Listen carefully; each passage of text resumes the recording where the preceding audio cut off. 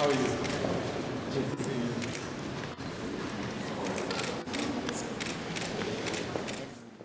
Ambassador is my brother here. Oh my gosh. We met. Good to see you again.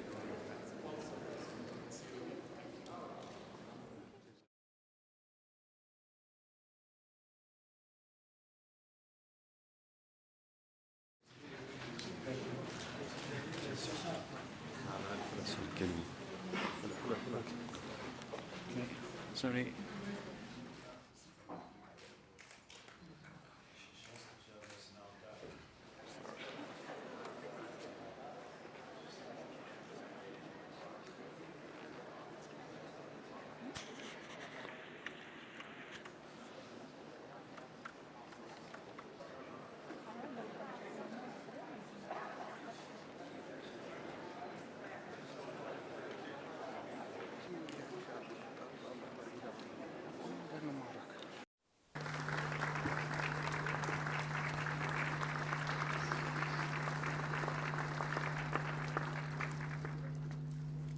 Mr. President, Michael Higgins, Excellency,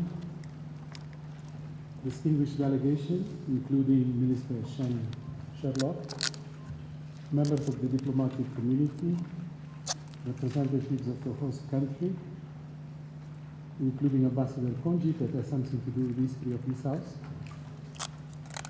honorable guests, ladies and gentlemen. In less than a decade, the Irish people will be commemorating the day when an impassioned schoolmaster named Patrick Pearse marched out of the door of Dublin's General Post Office, hauled a flag of green, white and orange to the peak of the flagpole, and in a ringing voice urged the challenge at his British overlords. And I quote, "Supported by her exiled children in America and by gallant allies in Europe, Ireland strikes in full confidence of victory. We hereby proclaim the Irish Republic as a sovereign independent state." End of quote. Britain had ruled Ireland since the 12th century. The Irish rebelled numerous times throughout history, suffered through such rebellions, and were forced to eat so many potatoes that about 1 million of them died and 2 million more flew to the United States in the 19th century. Indeed, the movement for Irish independence gained strength in the late 19th century, and by 1921, the country had gained independence. These are important facts for an address we'll have the privilege to listen. We are at the Africa Hall, symbol of Africa's desire for independence, just as the Irish, in a capital which name reminds us of Irish passion for flowers. Mr. President, we are sorry we could not cover the hall in green, and neither could we bring here the Halloween celebrations, just spread all over the world in about a week, without most knowing it is a Gaelic tradition. Many may know, though, that in a country of famous writers, one invented Dracula. We are pleased you will bring us a softer Ireland, and that your own writings are about humanity and love. A passionate political voice, a poet, a writer, academic and statesman, human rights advocate, promoter of inclusive citizenship, and champion of creativity within Irish society, President Higgins has previously served as almost everything you can expect from a public servant, including being Ireland's First Minister for Arts, Culture, and Gaeltacht. President Higgins was the first in his family to access higher education. He studied at University of Galway, University of Manchester, and Indiana University. And as a lecturer in political science and sociology, and as a prominent activist in the National University of Ireland in Galway and in the United States, President Higgins was a passionate proponent for the extension of access to third-level education beyond the walls of established universities. He was centrally involved in the development of extramural studies at the National University of Ireland, and he traveled extensively across the west of Ireland to provide accessible evening classes for interested citizens. A desire to work more directly for equality and justice, to enter public life in the way President Higgins did, and went to serve his country and his people in so many levels. Throughout his life, President Higgins has campaigned for human rights and for the promotion of peace and democracy in Ireland and in many other parts of the world, including Nicaragua, Chile, Cambodia, Iraq, and I'm very glad to say, Somalia as well. In 1992, President Higgins was the first recipient of the Sean McBride Peace Prize for International Peace, in recognition of his work for peace and justice in many parts of the world. Mr. President, ladies and gentlemen, we are pleased to be associated to the Irish Embassy in making this event possible. Apologies for the state of the hall, only compensated by the symbolism it represents. And I'm glad to add that we are about to secure the amounts required to transform it into a state-of-the-art heritage site. It is my pleasure to welcome you once again and give the floor to Mr. President Higgins. I thank you.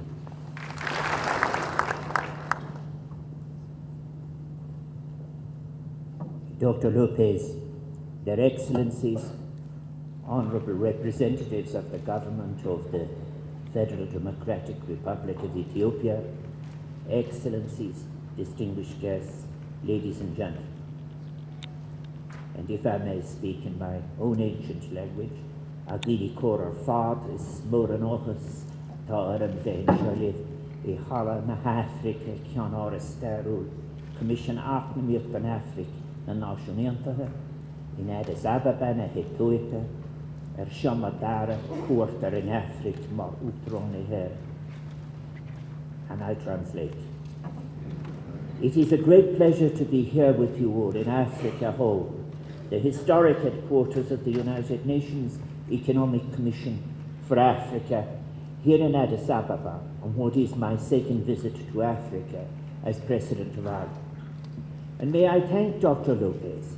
I thank you for your kind words of welcome. And indeed, you paid us the courtesy just recently of a visit to Ireland, and I am deeply grateful for the warm hospitality you are extending today to me and to our Minister of State for Development and Trade Promotion, Sean Sherlock, and to the entire Irish delegation who are accompanying me.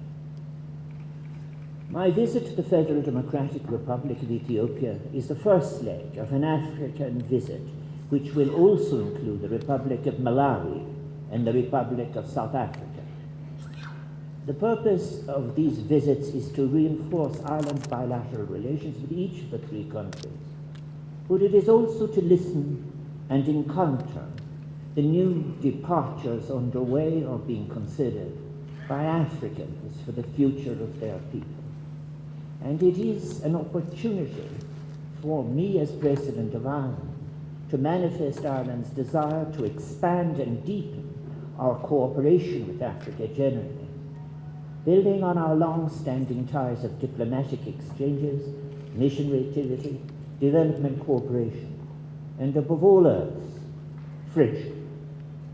Indeed, relationships with African countries have long formed an important strand of Ireland's foreign policy, and the significance of those relationships is increasing due to the intrinsic global nature of the most pressing challenges of our times, such as climate change, food security, poverty reduction, and the fate of refugees and asylum seekers, the upsurge in religious intolerance, and of course the urgent threats posed by the current Ebola crisis. It is my profound conviction that any authentic engagement with the global interdependence that binds our peoples together, which is the theme of my address this morning, cannot rest solely on any self-interested or pragmatic stance.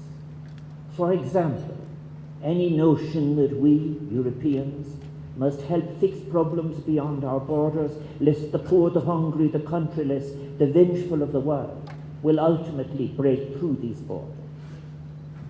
Any deep-seated recognition of our interdependence across continents must be firmly grounded.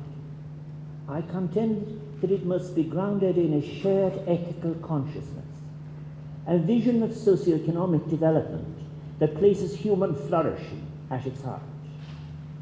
My hope in this new century, therefore, is that we will endeavour together to build a cooperative, caring, and non-exploitative civilization based on the firm foundations of recognizing each people's own institutions and traditions, experiences and memories, including those memories that will inevitably recall wounds, failures and opportunities lost, but will also be based on a recognition of the solidarity that binds us together as human beings, and an acknowledgement of the responsibility we share for our fragile planet and the dignity of all who dwell on it. It is fitting then that I should start my visit to Africa here in Ethiopia, the cradle of humanity.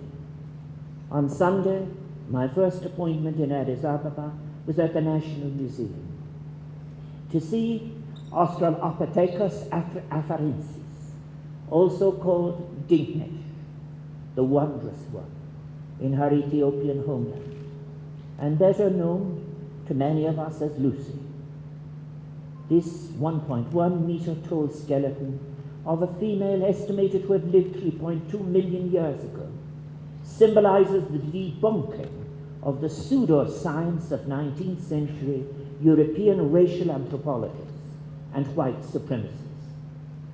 The discovery made by Donald Johanson in 1974 thus changed forever scientific understanding of human origins and constituted the principal milestone on the road to the epoch-making discovery that the first woman was not a white Eve, but an irretrievably black Eve, to borrow a term employed by Reginald Dumas in his book on Haiti.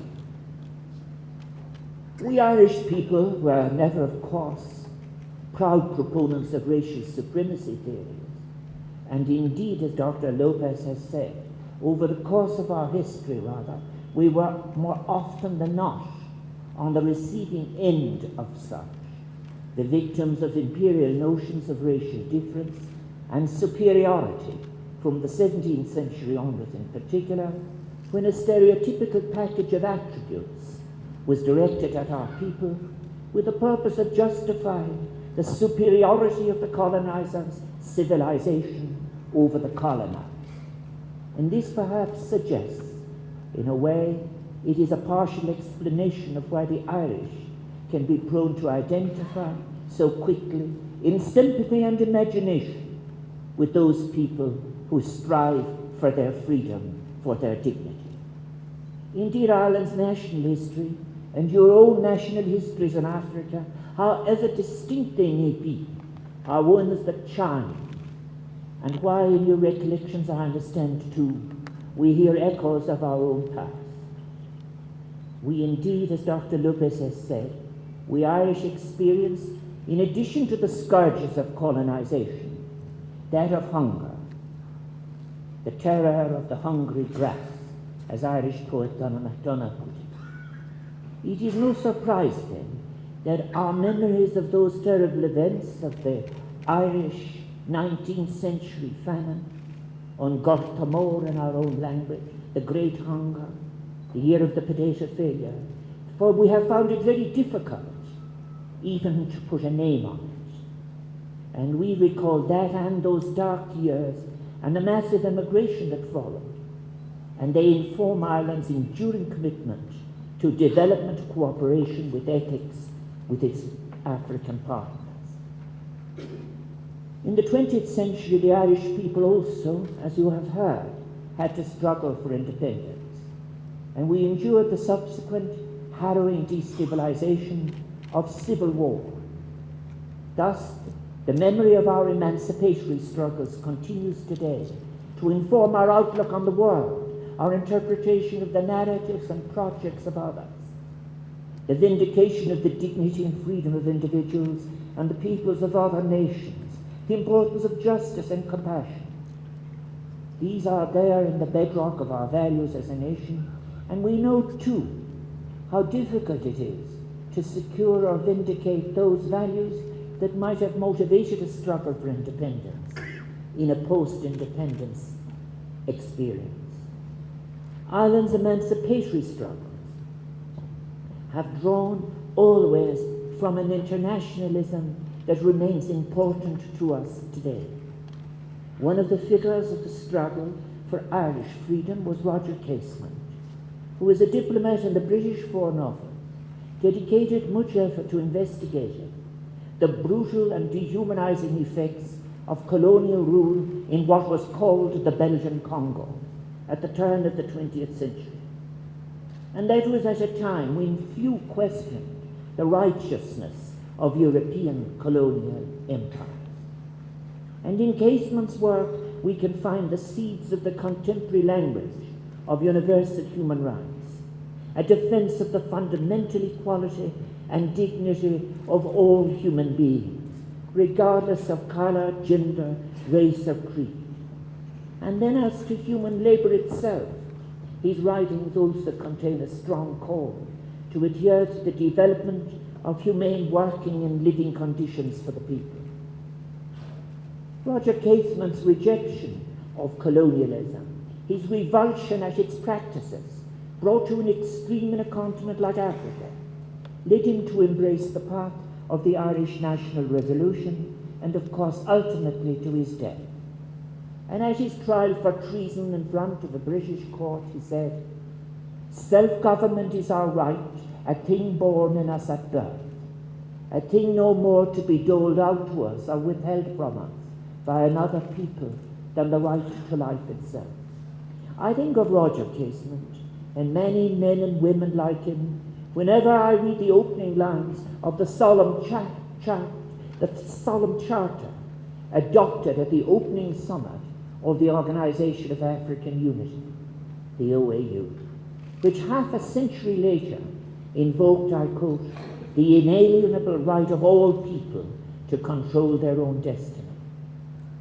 And indeed it is impossible for me to stand in this impressive building, Africa Hall, without thinking of those early days of African unity and recalling in my mind the 32 delegations arriving here for the first summit in May 1963. Africa was not entirely free then. Zimbabwe, Mozambique, and Angola had yet to achieve their independence, and it would not be until 1994 that the first universal suffrage elections would be held in South Africa.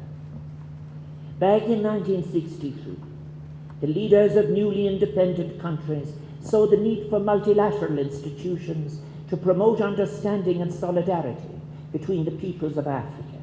They understood the importance of cooperation between states and to respond to their people's aspirations for democracy, peace, security, and social, economic, and cultural development. There was no clear consensus, however, for as Emperor Haile Selassie put it, on the how and the what of this union. Is it to be in form federal, confederal, or unitary? Is the sovereignty of individual states to be reduced, and if so, by how much, and in what areas? But 50 years later, this debate as to the form, extent, and pace of regional integration, of course, remains a matter of debate, is unsettled. Conflicts of leadership between the OAU's member states, armed conflicts between neighbouring countries, disregard, even at times contempt for democracy and the rights of citizens in too many countries have shattered the promises of regional integration. And looking back on those first 2 decades since 1963. Julius Camparaga Narire reflected with a saddened heart in these words: "We spoke and acted as if, given the opportunity for self-government, we would quickly create utopias. Instead, injustice, even tyranny, is rampant. Yet none of us should be defeated by aims or projects not realized. 5 decades is a short time. It is but a moment in the history of this great continent, and African leaders have achieved much in those 50 years. Decolonization and the fight against apartheid South Africa, 2 of the OAU's main objectives, have been completed. In 2002, the African Union succeeded the OAU, and the new generation of leaders who work together within this African Union have inherited and are endowed with the crucial transformational task of shepherding the path from independence to a new form of interdependence. Today, we in Ireland exercise our shared sovereignty in the pursuit of a real union of European states. The union we seek is a union that puts the aim of social cohesion on an equal footing with that of competitiveness as an economic region. A European Union of citizens committed to solidarity between each other and the solidarity with the ethical aspirations of a truly global community. It might seem then superficially that a country like Ireland that spent centuries struggling for independence would choose to pool its sovereignty in a broader union within a matter of decades. Yet I believe that this decision to pool our hard-earned sovereignty with other European Union member states is a choice which ultimately enhanced our sovereignty, a move that defined a new role for us in Europe, and through that with the wider world. It provided us with new economic opportunities within an expanded regional single market. Yes, it opened up new horizons for our citizens, and nearer home brought a new maturity to our relations with the United Kingdom, our former colonial power. It has been a remarkable turnaround, which happened within the space of a generation. My father fought for Irish independence, and in April of this year, I became the first head of that independent state, Ireland, to accept an invitation to pay a state visit to our close neighbour, the United Kingdom. Today, Ireland and Britain are equal partners within the European Union, friends who trade together, who are able to revisit their common past with openness and mutual respect, and to work, for example, together to support the reconciliation process in Northern Ireland, recognising that that settlement achieved in Northern Ireland between Dublin, Belfast and London brought with it a new set of possibilities for building on our independence project. As we say in Irish, Féideartacht gan Ceol. I believe that such a constructive vision of their interdependence can today guide the regional cooperation between African countries as they face into the challenges brought about by the new century. It can also serve as a basis for concerted action between African states and their partners in the wider world towards achieving social and economic progress for all of our global citizens. The scale of the global challenges we face together requires not only a recovery of those impulses of the past towards a new world, it requires also new scholarship, new will that will generate new relationships with each other and our fragile planet.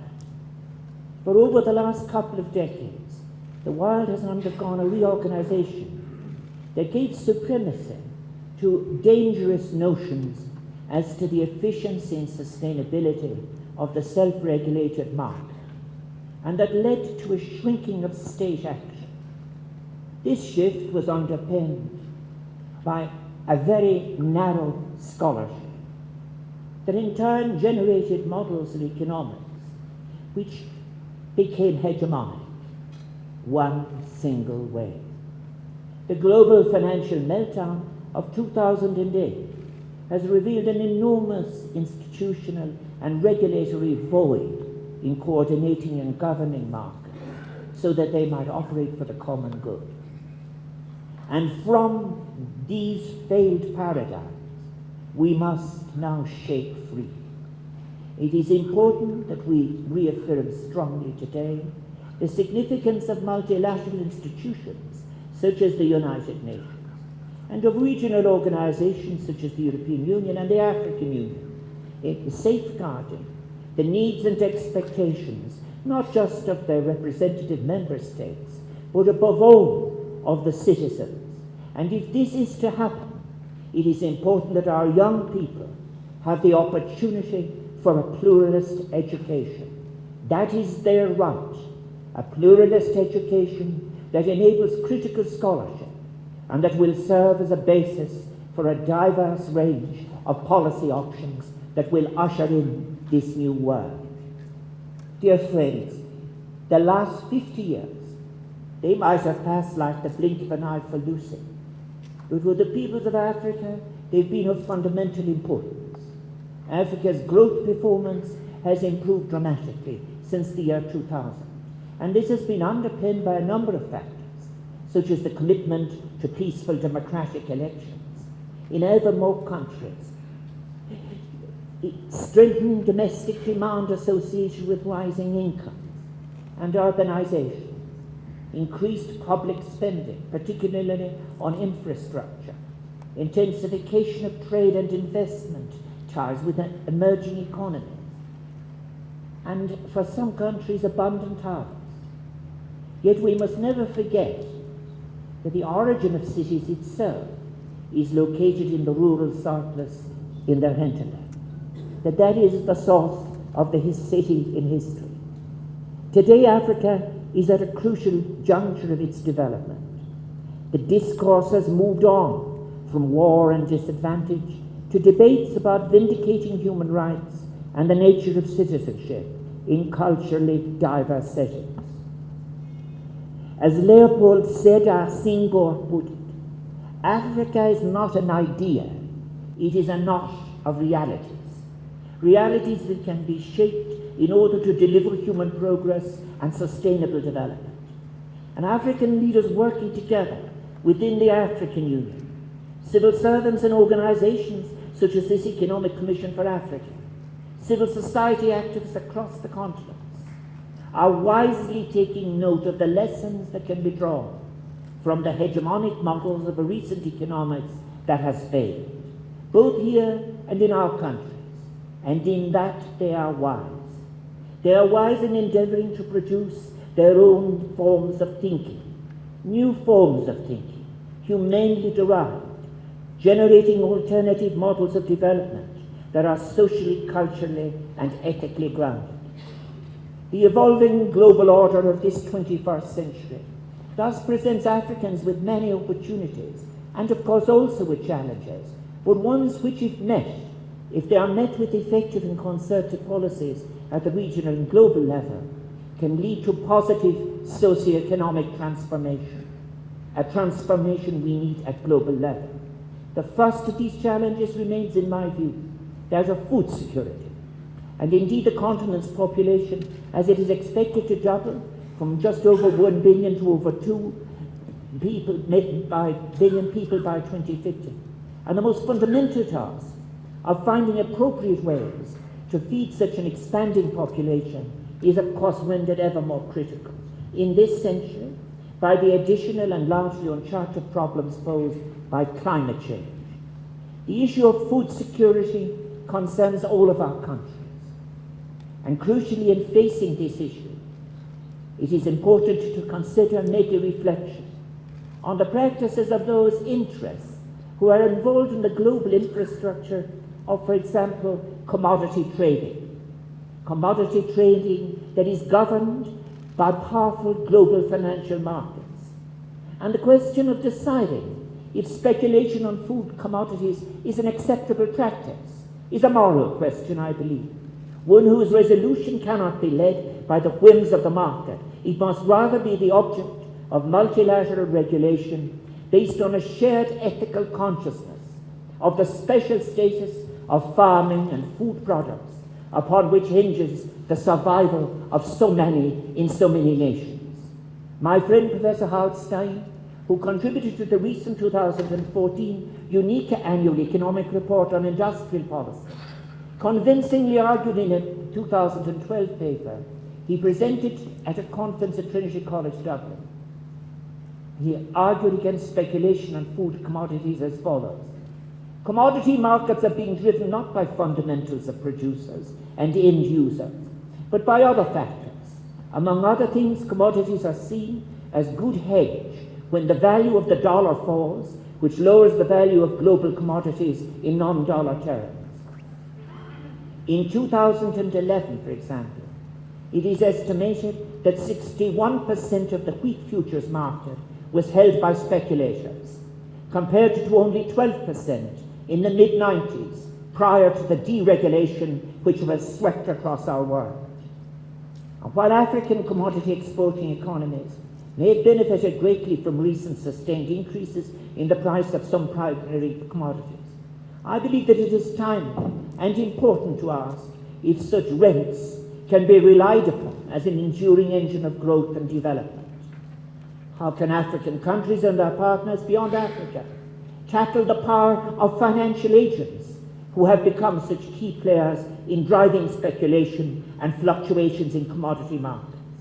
Whose interests do these markets really benefit, and whose needs do they cater for? Such questions will have to be addressed sooner rather than later if we are ever to experience a form of globalization that we may call ethical. They cannot be met with silence or inactivity on the part of multilateral institutions if they are seriously concerned about the survival of the poorest on our planet.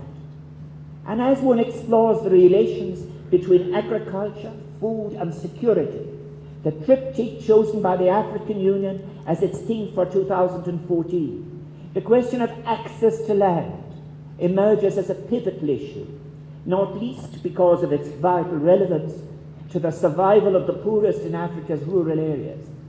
It is an issue that I had discussed in a previous speech at Trinity College Dublin, Africa Day, earlier this year.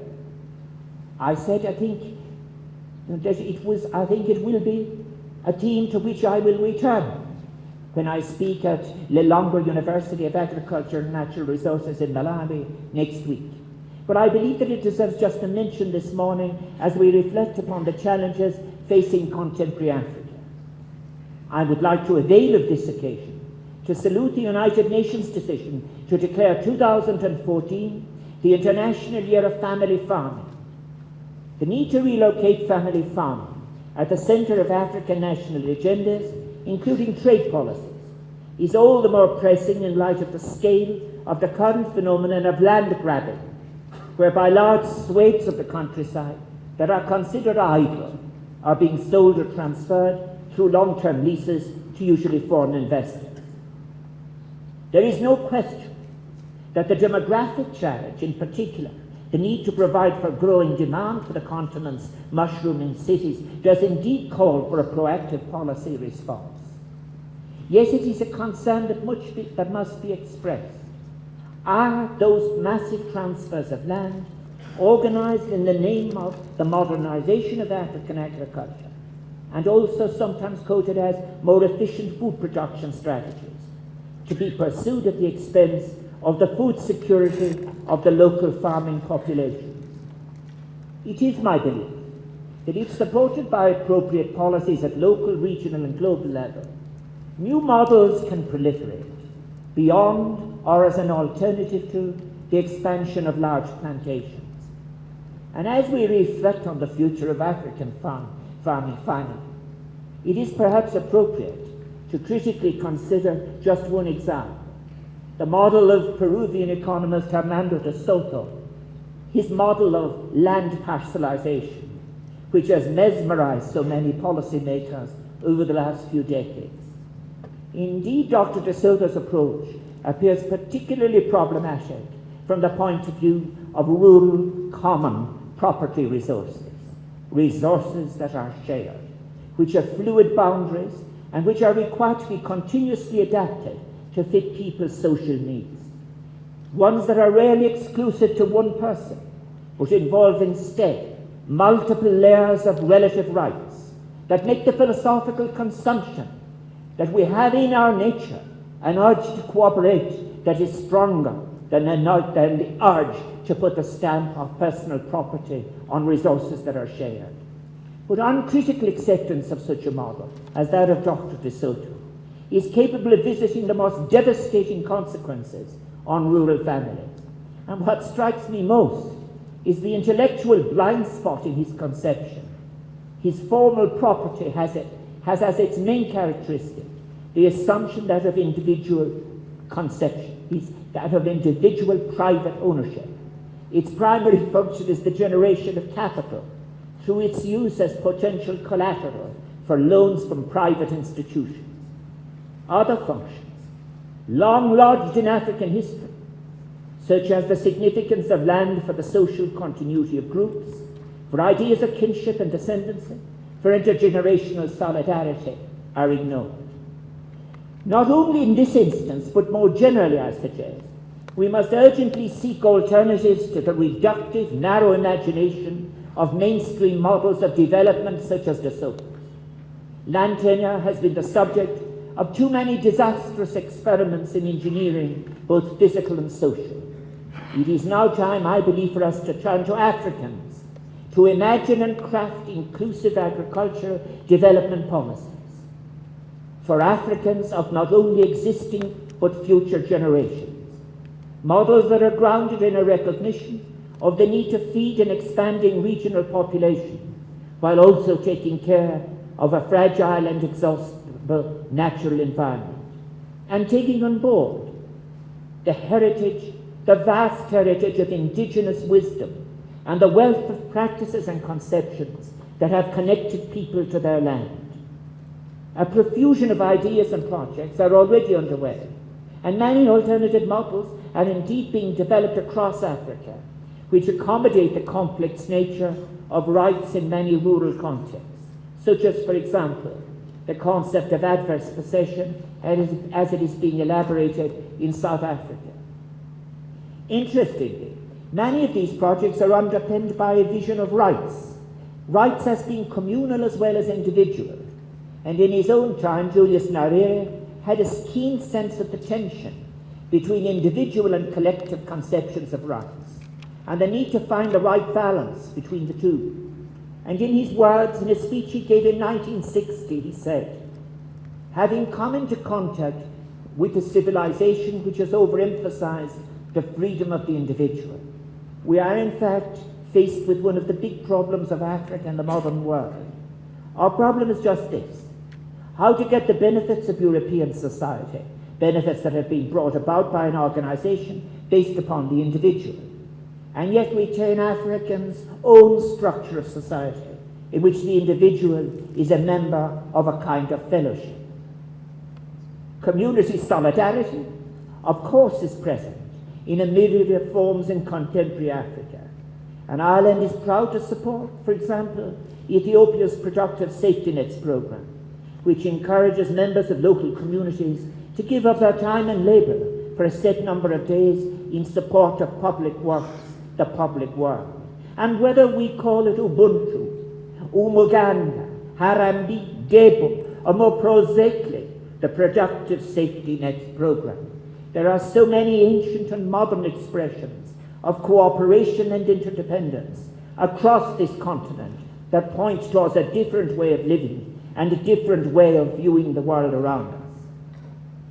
In Ireland, in Europe, and globally, we have paid the price of an excess of individualization, for a confusion between individual freedom and pursuit of self-interest, a reduction of this fundamental philosophical concept of freedom to the freedom of unregulated and unreliable and unaccountable markets. And against the current trends in increasing commodification of life, I believe that it is vital that we recover a sense of the public world, so essential to our lives together.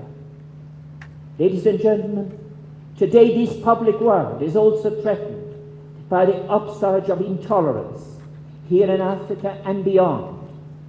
And this is not a new threat, of course. In his speech to the Union of African Unity in 1963, Leopold Sédar Senghor said, "We must begin by rejecting all fanaticism, whether racial, religious, or linguistic. Then and then only can we define our aim lucidly."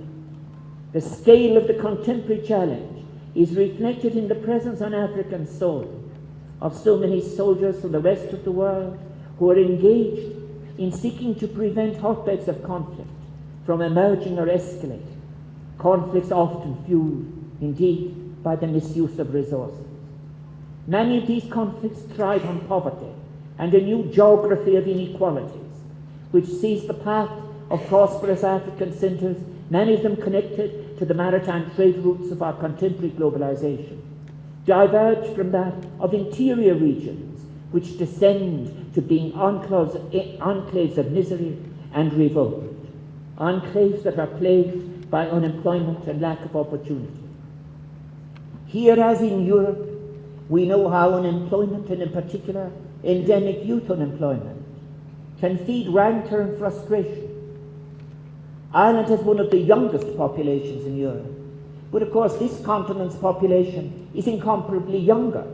Africa's formidable demographic dynamism is available to express itself in the fields of citizenship, education, economic innovation, and social transformation. The key challenge, therefore, is one that we also currently face in Europe: how to create jobs. Jobs that are real jobs, that honour the dignity that is required in work, and to do so in particular for the young. And this, of course, ties into a more fundamental question. Real growth. What is real growth? To what extent are indicators such as gross domestic product, of which we know that they have fared rather particularly high in Africa over the last couple of decades, to what extent is it an appropriate measure of social development? In that 1963 speech of his, to which I referred, Senghor expressed his view on this question in the following terms: "The aim we must assign, which we do assign, to our action can obviously only be the very aim which other nations and continents have set themselves: development through economic growth. I say development. By that I mean bringing each and every African to full worth. It is about mankind." To be faithful to this vision of one of the founding fathers of African unity, our aim must be not just to seek higher growth rates, but to ground more firmly our strategy for growth in an ethical reflection on the social goods which we want this growth to deliver. We must endeavour to define the kind of growth that is best able to bring about the basic goods necessary for our citizens to lead a good, decent life. Here in Africa, as in Ireland, our simple project must not only be about the right to survive, but about the right to flourish. And in that regard, I was very interested to read UNECA's 2013 economic report, Making the Most of Africa's Commodities, Industrializing for Growth, Jobs and Economic Transformation, which offers a very stimulating reflection on global value change and the new opportunities with which they present Africans. That report convincingly argues that the way for Africa to achieve inclusive economic growth is to develop effective industrial policies and commodity-based industrialization. Indeed, the vast shifts in global production and trade patterns mean that new possibilities have emerged for connecting to global economic actors and for adding value to locally produced commodities in a manner that fosters economic diversification, job creation, and socio-economic development. Private companies and the big investors that control global value chain cannot be relied on to promote local linkages and interactions beyond their own interests. African governments therefore need, the report suggests, to make strategic interventions to empower indigenous firms to insert themselves in regional and global value chain. And it would be extraordinary if they were opposed in doing so, seeing that the existing developed world has precisely used such strategies for their infant industries in their time.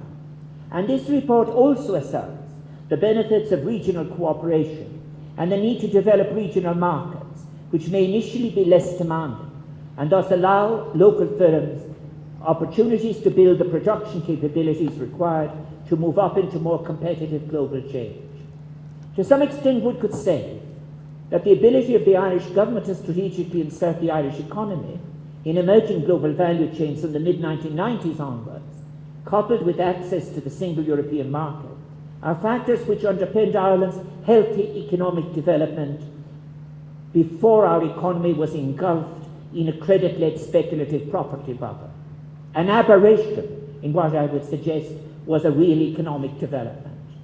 We can well imagine where Africa will be, when it will manage to effectively harness cooperation between its regional economic communities to boost the level of inter-African trade and to add value locally to its own commodities for the primary benefit of its citizens. All this, of course, can happen only if African governments individually and in concert within the African Union and other fora for regional cooperation can deliver on the aspirations for peace and security of their citizens. It is also crucial to recall that peace and stability will not be achieved on this continent and globally lest we tackle head-on the terrible predicament of millions of men, women and children who are forced to leave behind their homes, communities and means of survival to seek refuge elsewhere. This is an issue that must concern us all, and not just the countries first affected and their immediate neighbours. Ethiopia has a history of receiving people displaced by cross-border movements due to droughts, conflicts, political events, and civil wars in neighbouring countries, including Eritrea, Somalia, South Sudan, and Sudan. And I want to pay tribute to the government of Ethiopia for maintaining its open door policy and having continuously allowed humanitarian access and protection to those seeking refuge on its territory. Today, this country is home to a population of over 600,000 refugees, which are mainly accommodated in camps distributed across the Ethiopian territory, including Jalado, Shire, Gambela, and Asosa. And may I also commend the extremely important work carried out by the Ethiopian Refugee Agency, the Administration for Refugee and Returnee Affairs, who is the UNHCR's main governmental partner in Ethiopia, and also to the patient mediation efforts led by the Intergovernmental Authority on Development. These agencies and the NGO workers involved on the ground are performing incredible tasks in the most difficult circumstances. For example, I know that the plight of Eritrean refugees, in particular those unaccompanied minors and children who are separated from their families and who tend to move on to third countries, presents a major challenge for those who endeavour to provide them with appropriate protection.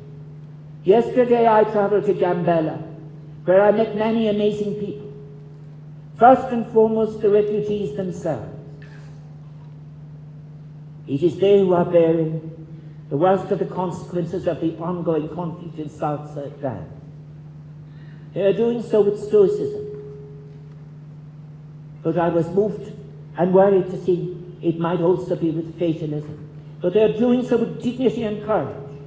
This conflict which has driven them across the border is most dispiriting.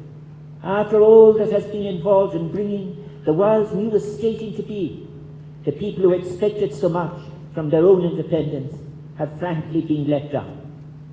In Ireland, as in many African countries, we know what it means to move from a war of independence to a civil war.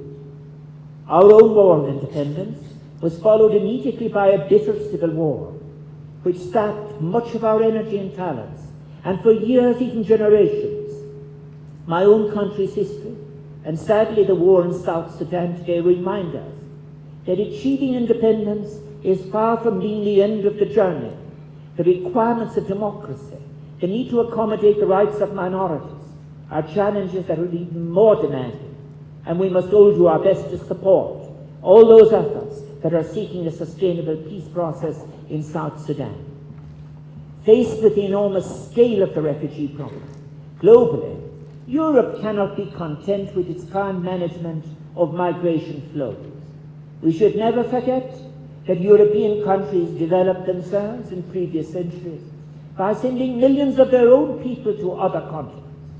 And what would have happened to the Irish people had they been denied the possibility to emigrate to the New World in order to escape starvation at home in the mid-19th century? The current situation, which sees migration to rich countries close to blocked, leaving so many with no other option than to cross the Mediterranean. Our Mare Nostrum turned mass graveyard in highly perilous circumstances. This situation is a moral scandal.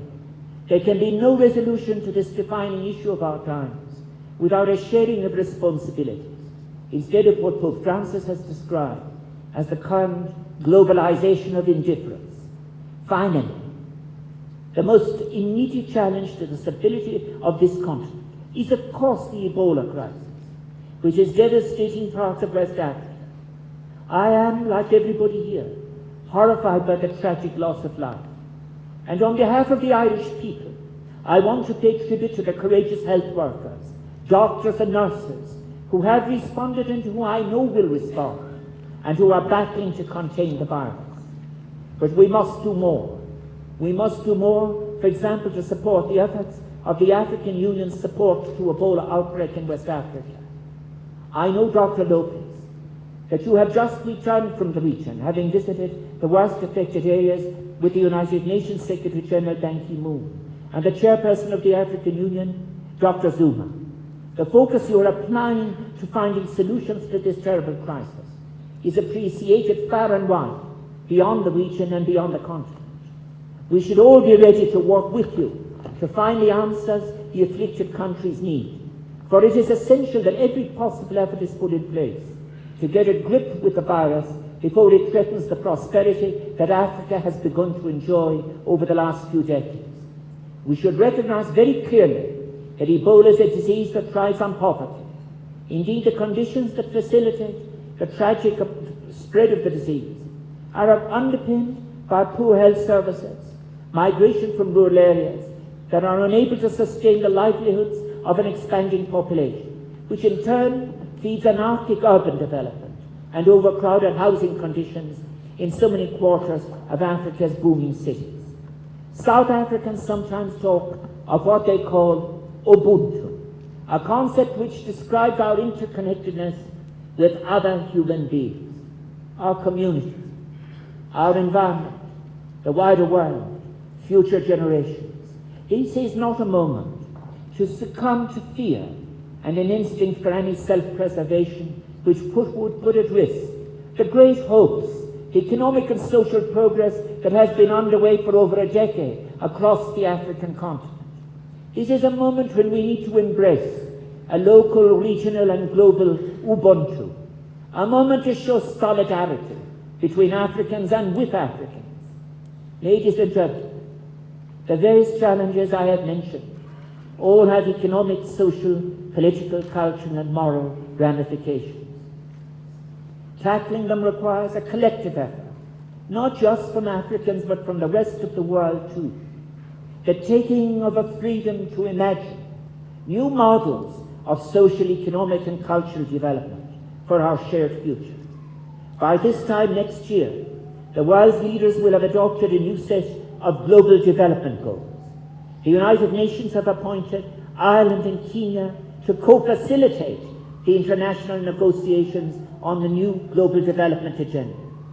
This leadership role is both a great honour and a huge challenge for Ireland, but I can assure you that we will do our best to foster an agenda that is both faithful to the greatest hopes of those founding fathers of African independence and unity that I quoted, and it also will be responsive to the requirements of our acknowledged interdependence in this new century.